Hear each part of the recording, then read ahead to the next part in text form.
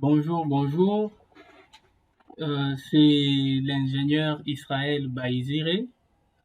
Nous voici aujourd'hui voulant présenter une leçon dont, qui s'intitule le géoréférencement. Le géoréférencement, c'est attribuer les coordonnées réelles à une carte ou une image déjà imprimée ou se trouvant dans un fichier JPEG. Donc, on peut avoir un élément déjà imprimé sous ou dans un autre type de fichier que nous voulons attribuer les coordonnées réelles et cela s'opère par géoréférencement. C'est ainsi que dans cette leçon, nous allons essayer un peu d'utiliser des logiciels. Nous serons en train d'évoluer avec QGIS mais aussi ArcGIS. Mais quant à ce qui concerne les géoréférencements, nous allons le faire dans QGIS. Alors, comment est-ce que nous allons procéder? La première des choses, nous avons l'image que nous avons sous le fichier JPEG que nous allons essayer de géoréférencer.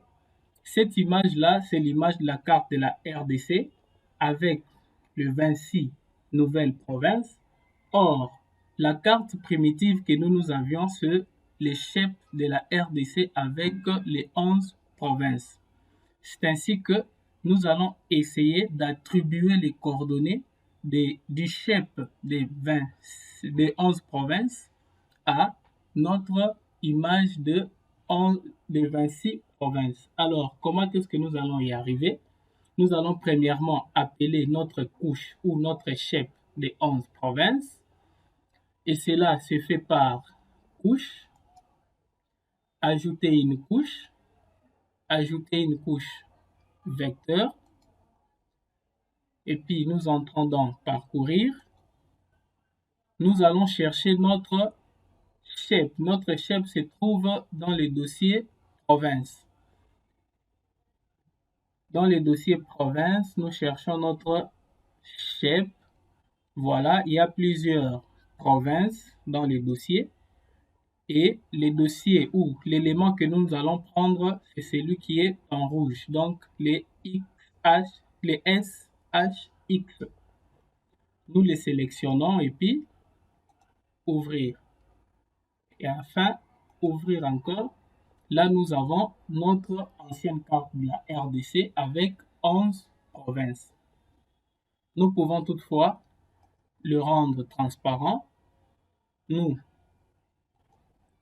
double-cliquons ou soit nous allons dans Propriétés. Propriétés, nous venons sur Remplissage simple et puis Remplissage transparent. Et enfin, Appliquer puis OK. Dès que nous avons cette carte ou ce chef, nous venons maintenant appeler notre image sous JPEG. Et comment y arriver? Nous venons dans Raster, géoréférencé et puis géoréférencé. Dès que nous sommes dans cette interface, nous venons cliquer sur Ouvrir un raster. Ouvrir un raster, là nous allons chercher notre image que nous avons. L'image en question, nous l'avons intitulée RDC bien. Nous cherchons l'image RDC bien. Voilà. RDC bien. Et puis ouvrir. Ouvrir, nous pouvons choisir les types de coordonnées. Nous prenons Mercator, World Mercator. Et là, nous voyons notre image que nous avons. Alors, à cette image, nous allons l'attribuer les coordonnées réelles. Pour l'attribuer les coordonnées, qu'est-ce que nous allons faire? Nous viendrons sur... Là, nous viendrons sur ajouter un point.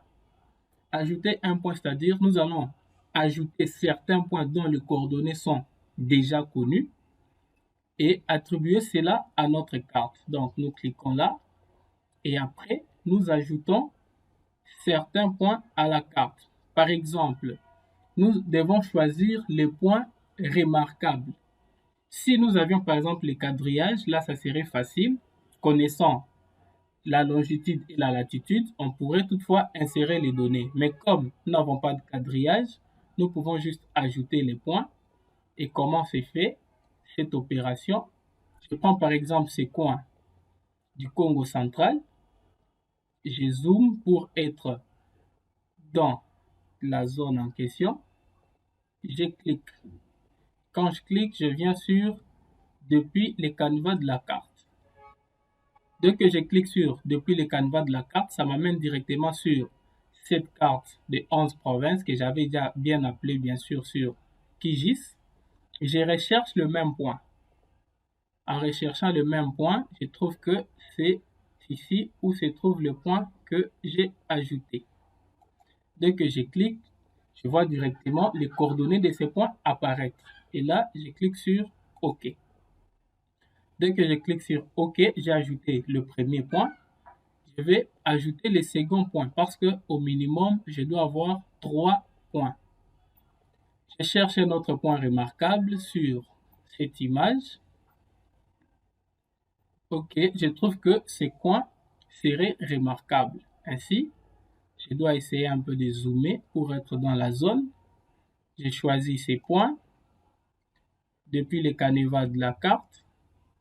Et puis là, je cherche aussi le même point. Le même point, c'est là. Je clique. OK. Et je vais sur OK. Je choisis ou je cherche un autre point remarquable.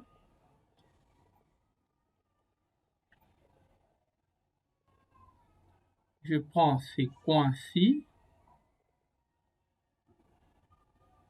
OK. Depuis les canevas, je cherche le même point. Il est là, bien sûr. Voilà. Et là, je peux toutefois prendre un quatrième point. Bien que déjà avec 3 points, c'est suffisant, mais prenons un quatrième point. OK. Depuis les canevas.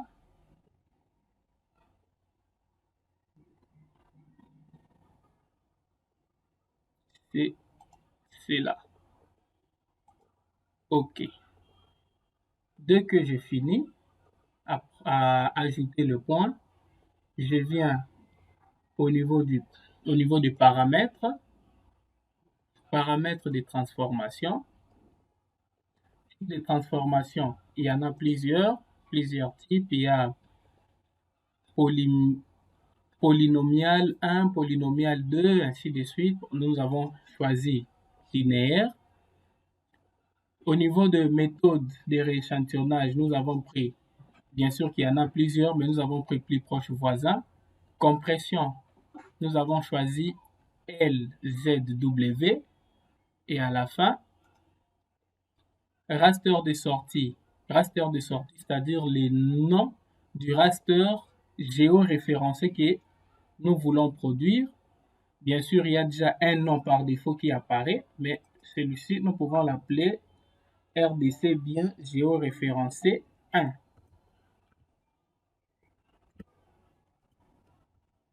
OK. Et puis, enregistrer. Dès que j'ai inscrit les noms de l'élément, je viens sur OK.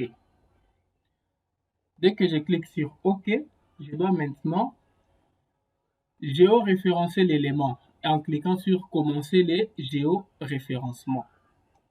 Je clique et c'est la fin du géoréférencement de mon élément. Pour visualiser cela ou pour voir si réellement mon élément est géoréférencé, je dois toutefois faire appel à cet élément-là dans QGIS. Et comment y arriver? Je viens encore une fois dans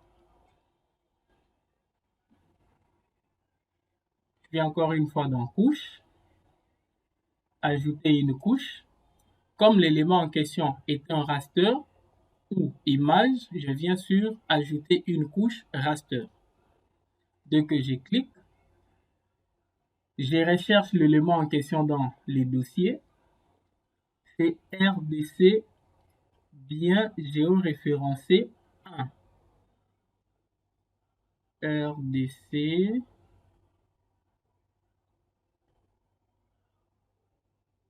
voilà, c'est là, ouvrir, OK, l'élément est là, apparu sur notre interface graphique. Qu'est-ce que nous constatons? Nous constatons que l'élément en question se superpose sur province.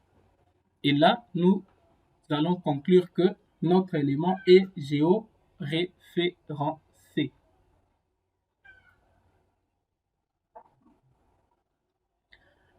Alors, dès que nous arrivons à la fin de notre géoréférencement, l'élément a déjà des coordonnées réelles. Par exemple, dès que nous sommes là à Kinshasa, nous voyons que les coordonnées de la ville-province de Kinshasa apparaissent. -4 comme latitude, 19, 17, 15, ainsi de suite. Les coordonnées de la ville-province de Kinshasa. Et si nous allons peut-être dans les Hauts-Katanga, vous verrez les coordonnées de Katanga apparaître au niveau de notre barre de coordonnées. Ayant cet élément géoréférencé, nous pouvons maintenant chercher à créer notre couche shapefile. Notre shapefile maintenant contenant le polygone, c'est-à-dire nous voulons avoir un shape de 26 provinces au lieu des 11 provinces qu'on avait. Et pour y arriver, nous trouvons bon de le faire bien sûr sur ArcGIS. C'est ainsi que nous pouvons faire un saut sur ArcGIS. Voilà, là nous sommes sur l'interface graphique de ArcGIS. Nous faisons appel à notre image géoréférencée. Et pour faire appel à l'image, nous irons sur Add Data. Add Data nous amène dans notre ordinateur. Nous cherchons l'emplacement de l'image que nous venons de géoréférencer. L'image en question s'intitule RDC bien géoréférencé 1. Dès que nous cliquons, nous venons sur Add. Et après, OK. Voilà. Notre image est là, bien présente sur l'interface de ArcGIS. Nous voulons maintenant avoir les shapes de ces 26 provinces. Et pour avoir les shapes de ces 26 provinces, nous allons l'obtenir par digitalisation. Donc, nous allons créer un nouveau couche et c'est là par digitalisation, bien sûr. Et comment y arriver? Nous devons d'abord créer, ou soit nous devons créer, bien sûr, une couche et nous allons attribuer le nom à cette couche-là. Ainsi, nous allons entrer dans Arc Catalogue, qui est là. Nous entrons dans Arc Catalogue. Dans Arc Catalogue, nous cherchons les dossiers dans lesquels nous allons placer notre couche que nous voulons créer. Là, nous avons par exemple Bumba, Hydro, ainsi de suite. Bon, nous créons un nouveau dossier. Par exemple, New Folder. OK. Et là, nous voulons digitaliser par exemple juste une seule province au lieu de 26. Prends juste l'échantillon d'une province. Et cela est applicable pour toutes les provinces. Cherchons une province un peu intéressante. OK, nous prenons par exemple la province de Tanganyika. Et là, qu'est-ce que nous ferons? Nous venons dans notre dossier que nous venons de créer, nous l'appelons Tanganyika. Tanganyika.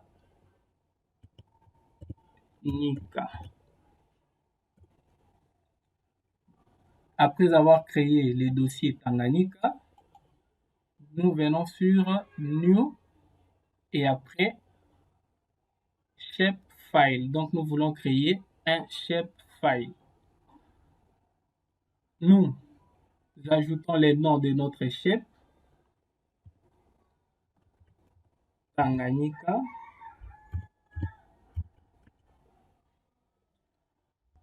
Les shapes que nous voulons créer, là nous sommes au niveau des feature type.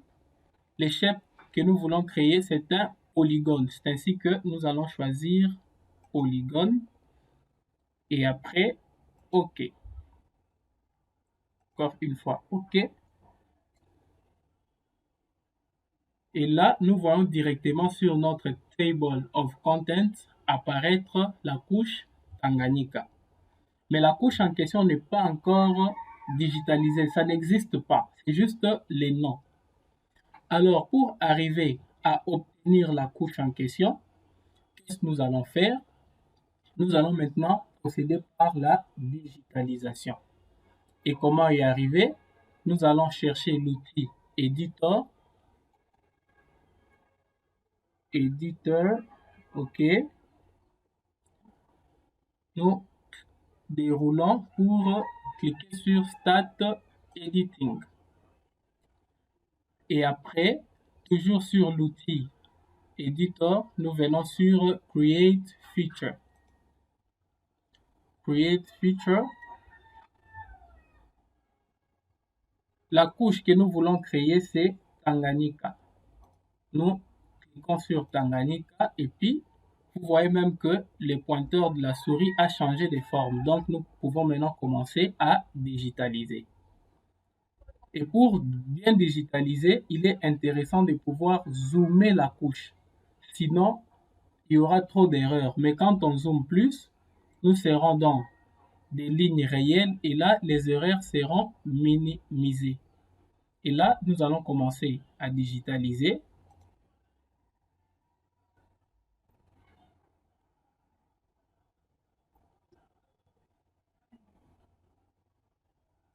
Voilà.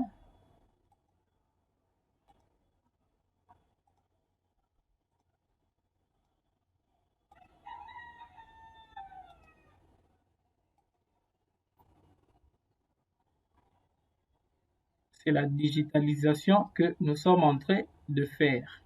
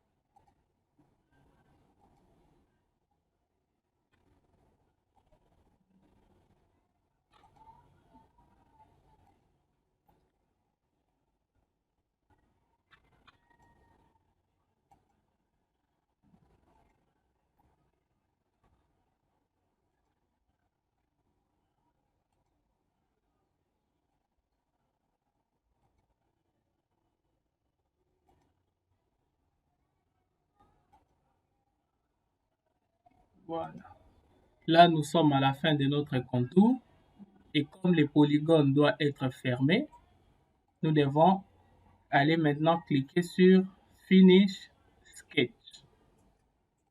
Dès que nous cliquons là, nous avons fini notre digitalisation. Alors, pour enregistrer cette digitalisation que nous venons de faire, nous allons revenir sur l'outil Editor. Nous venons sur Save Edit. Après avoir enregistré, nous venons sur Stop Editing. Là, nous avons fini à digitaliser notre province de Tanganyika. Comme observation, si nous arrivons à décocher celui-ci, et voilà, la province est là. La province de Tanganyika, nous venons de la voir à partir de notre image que nous avons premièrement géoréférencée, puis digitalisée. Mais une chose curieuse, dès que nous voulons avoir les informations sur la province que nous venons de digitaliser, dans sa table d'attributs, nous trouvons qu'il n'y a pas trop d'informations. Il y a juste l'indication que la couche en question était polygone. On nous a donné les ID, donc juste le numéro, qui est le numéro 0. Or, la province doit avoir certaines informations comme les noms, par défaut la superficie, le périmètre et autres choses. Et pour obtenir tout ça, nous devons toutefois les insérer dans la table d'attributs. Comment y arriver? Nous allons premièrement sélectionner la couche. Et puis, nous ouvrons la table d'attributs. Dans la table d'attributs, nous venons sur Table Options. Dans Table Options, nous venons sur Add Fields.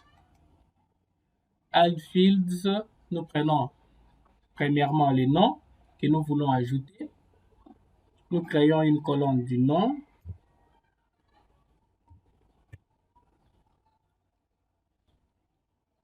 Types, c'est le texte. Et puis, OK.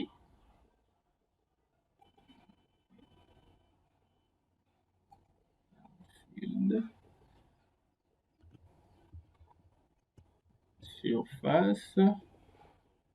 Le type, nous prenons float. OK. Puis nous calculons notre surface.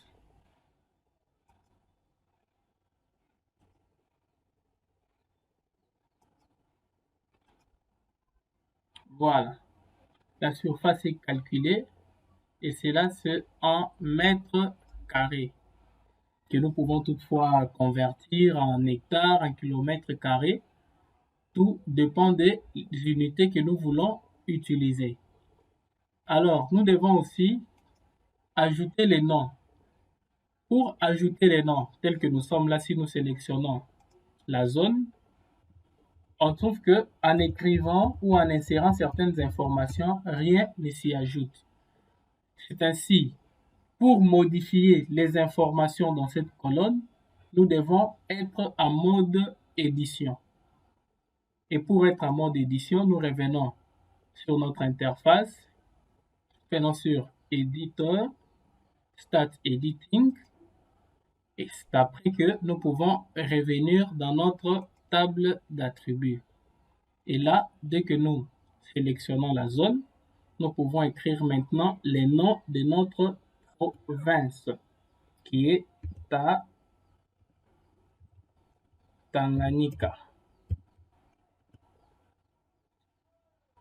Dès que nous finissons, nous venons sur Save Edit et puis Stop Editing. Là, nous venons d'ajouter certaines informations de notre polygone créé. Nous avons ajouté les noms, nous avons ajouté la superficie. Alors, si nous voulons l'étiqueter, nous pouvons l'étiqueter soit par les noms, soit par la superficie, soit par les ID. Mais nous voulons l'étiqueter par les noms. Pour y arriver, nous venons sur propriété.